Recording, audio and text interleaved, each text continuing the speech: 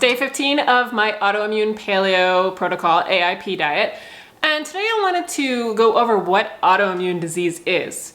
I've had a lot of questions about exactly what it is because some people aren't familiar with it, and I even know that like sometimes doctors don't even explain what it is. They may say, hey, you have an autoimmune disease, and yay, great, what does that mean? And they don't really explain that. So I just wanted to explain that today. And then I'm going to show you what I ate for days 12 through 15. So autoimmune disease. I'm sure you're pretty familiar with antibodies and how your body produces antibodies against foreign invaders like bacteria, infections, viruses, and like anything that really you don't want. When you have a vaccine, that's how your body remembers that you shouldn't get that particular disease. And just how you, like if you get the chickenpox when you're a child, how you don't get it again later, typically, because your body remembers that that particular disease was in your body, and it will go and attack those invading pathogens or whatever, and stop it in its tracks before anything really happens. Unfortunately, in autoimmune disease, your body kind of gets a little confused and starts attacking your own tissue. It thinks that your own tissue is something that is a pathogenic bacteria or infection that just needs to be taken care of, and that's not good.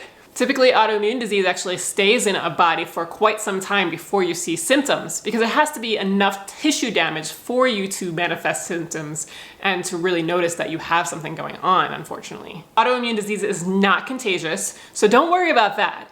But the components of how you actually get it are a little fuzzy.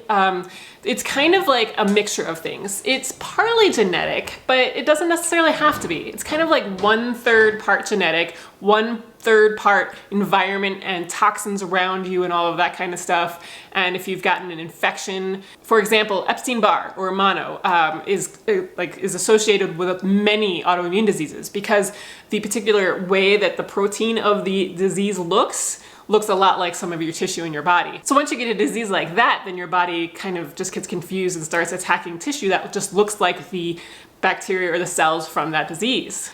It's also 1/3 diet and lifestyle. If you eat a very inflammatory diet that keeps your immune system activated and constantly on the attack, and you live a very stressful life that also kind of keeps your immune system on the attack and provides intestinal permeability and just all of this kind of stuff that you just don't want, that's just breeding grounds for autoimmune disease as well. Sometimes it's just bad luck as well. You don't know necessarily how you're gonna get it, but if you lead a fairly relaxing life, take care of stress relief, make sure that you meditate and you get some movement in, but not too much movement, and you eat well and not an inflammatory diet and eat things that are going to be good and nourishing for your own body, you can pretty much make sure that you're going to keep any symptoms of autoimmune disease at bay, as well as try to prevent getting any symptoms if you don't currently have them. All right, on to me and my own autoimmune disease. Yay, diseases. Anyway, so the first 15 days I've been doing okay. Symptoms so far, I've actually, things like my dry skin have completely gone away. That's great.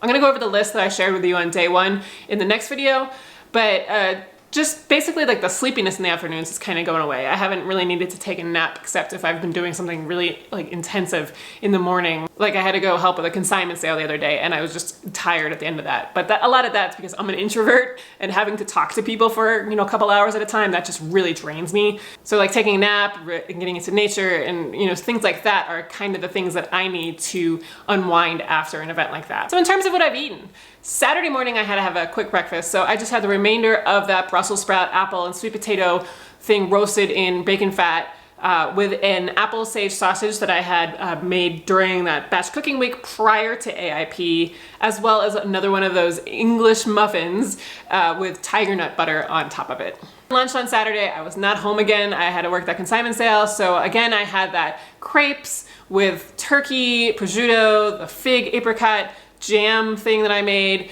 and arugula, and sweet potato chips from Jackson's Honest, as well as the AIP chocolate carob chip cookie.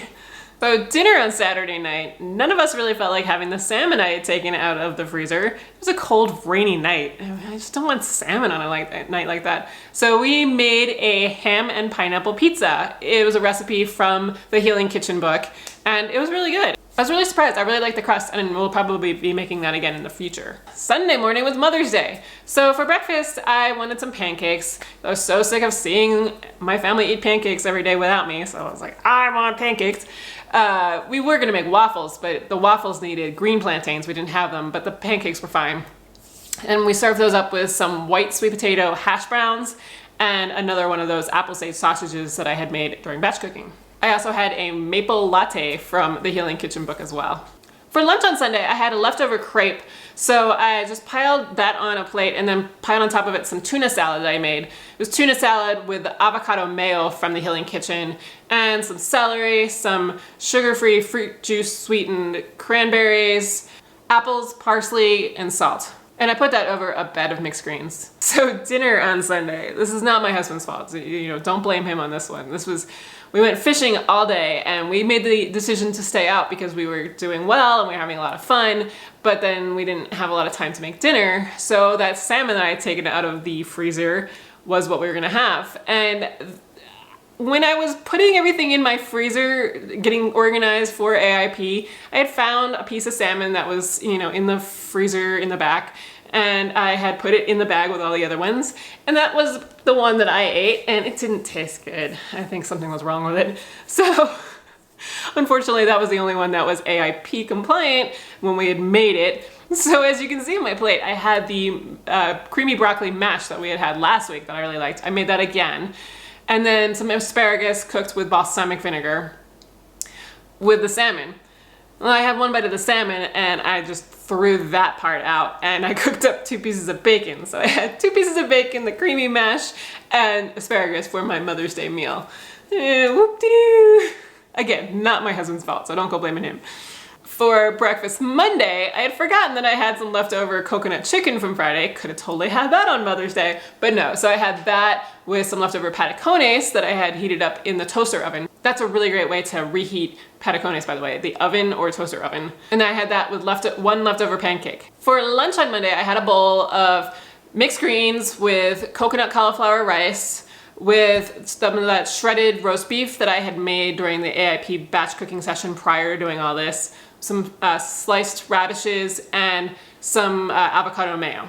Dinner last night, I made a cranberry slow cooker pork, over top a root vegetable mash by Nom Nom Paleo, and served that with some beet greens that were just sauteed with garlic. Breakfast this morning, I made the comforting breakfast casserole from the Healing Kitchen. It was ground beef with apples and onions and with a plantain top, and it was really good. I really liked it, especially with drizzled a little honey on top of it. Lunch today, I just had leftover of the pork and mash from last night. And dinner tonight, I'm gonna be making roast chicken. I have 2 roast chicken. One I'm gonna do the usual way that I do with salt and pepper on the outside, and then mine I'm gonna do with salt and some herbs instead. I'm doing 2 just because that way we'll have leftovers for the rest of the week to put in bowls and different other kind of things. And I'm gonna serve that with a sweet potato gratin. All right, I'm gonna go. Let me know if you have any questions about anything autoimmune related or AIP related or any of these kind of things, because I'm looking for ideas of what to share with you in all of my videos, and just if you have any questions, I want to be able to answer them.